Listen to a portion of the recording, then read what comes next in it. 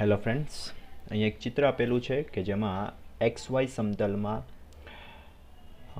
જે યામ લખેલા છે 3 મીટર, અહીંયા લખેલું છે 1.25 મીટર, યુ ઝડપ અહીંયા આપ દર્શાવેલી છે, પી છે, એ છે. શું લખેલું છે પ્રશ્નમાં જોઈએ તો જમીનથી ઊંચાઈએ રાખેલા એક સ્ટેન્ડમાં પીમાં, અહીંયા પી એક સ્ટેન્ડ છે જેમાં યામ લખેલા છે 3 મીટર, 1.25 મીટર, એક પદાર્થ એ આપેલો છે, દેખાય છે ચિત્રમાં, એ પદાર્થ છે.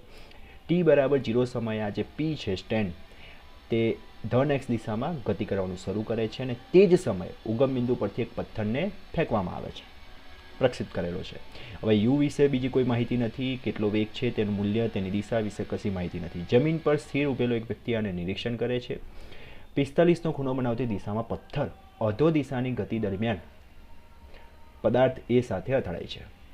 એટલે જ્યારે આમ ખસશે અને આ આગળ વધશે ત્યારે 45 ડિગ્રીનો ખૂણો બનાવતી ને અધો દિશાની ગતિ દરમિયાન તે અથડાય છે. તો અહીંયા બે પ્રશ્ન પૂછેલા છે, યુ શોધવાનું છે અને પથ્થર પદાર્થને અથડાય તે માટેનો સમય. તો સૌથી પહેલાં જે પથ્થરનો વેગ છે એના બે ઘટકો આપણે ધારી લઈએ. તો આ જે થીટા ખૂણો બનશે તો એના પરથી બે ઘટકો મળી જશે આપણને, એક યુ કોસ થીટા સમક્ષ દિશામાં અને આવશે બીજું યુ સાઇન થીટા.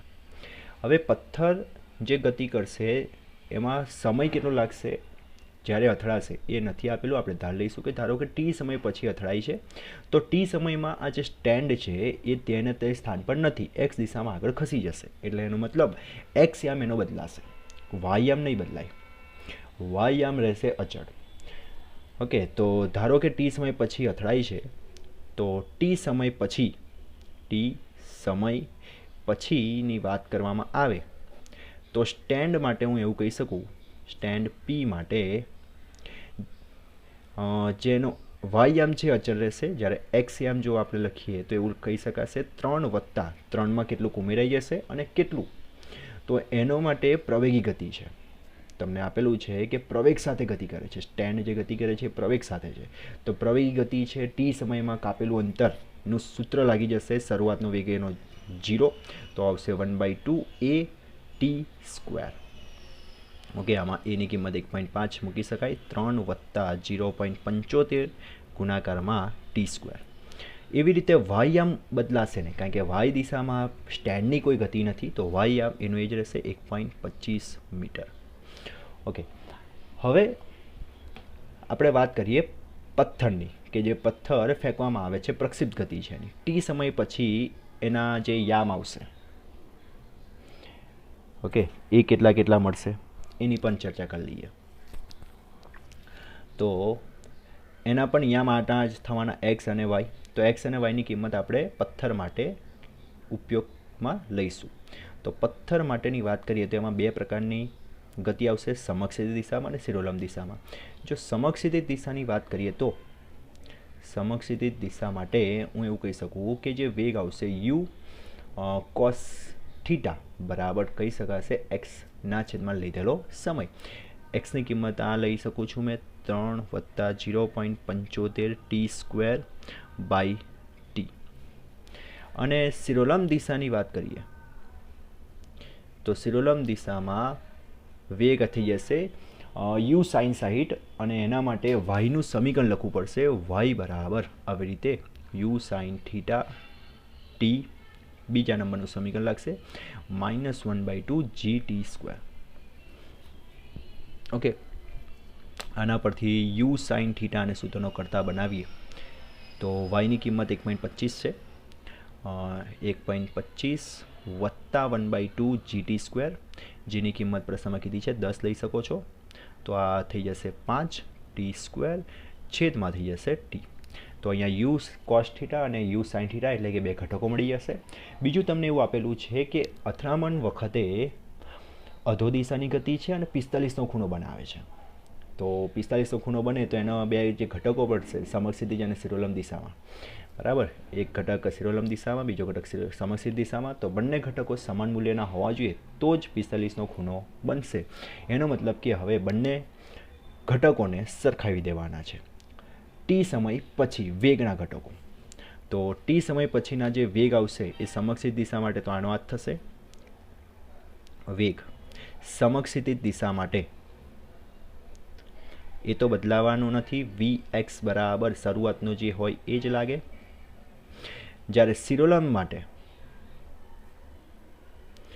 એનું સમીકરણ બની જશે, પહેલું સમીકરણ u sine theta AT plus AT આવશે, તો અહીંયા આવશે માઇનસ જી ગુણાકારમાં ટી.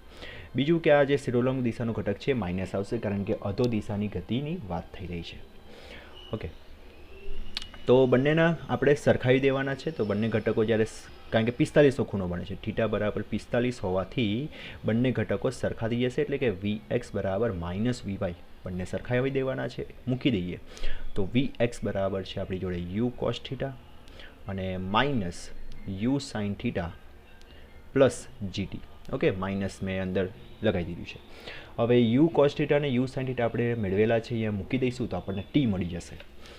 યુ કોસ થીટાની કિંમત 3 પ્લસ અહીંયા છે 0.75 ટી સ્ક્વેર બાય ટી બરાબર માઇનસ યુ સાઇન થીટાની કિંમત 1.25 plus 5 T square by T અને plus GT as it is. Okay, આમાં તમે જોઈ શકો છો કે અહીંયા છેદમાં ટી છે, અહીંયા છેદમાં ટી છે, અહીંયા ટી સ્ક્વેર કરી દઈશ ટી વડે ગુણતા, અને માઇનસ 1.25 આ બાજુ આવશે 4.25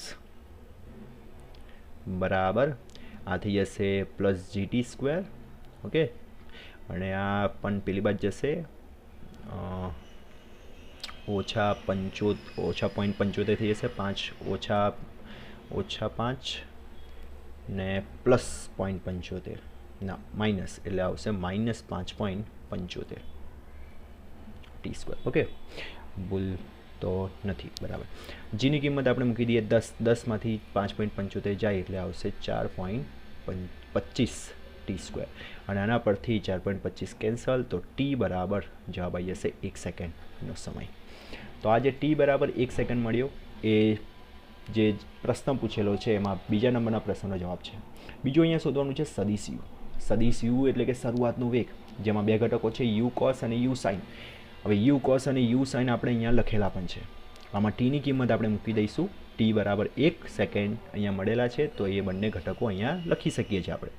ટી બરાબર 1 મૂકીશું, આ 1 થશે, આ પણ 1 થશે, આનો જવાબ આવશે 3.75 મીટર પર સેકન્ડ, અને આનો જવાબ આવશે 1 મૂકીશું તો 5 ને 1 6.25 મીટર પર સેકન્ડ.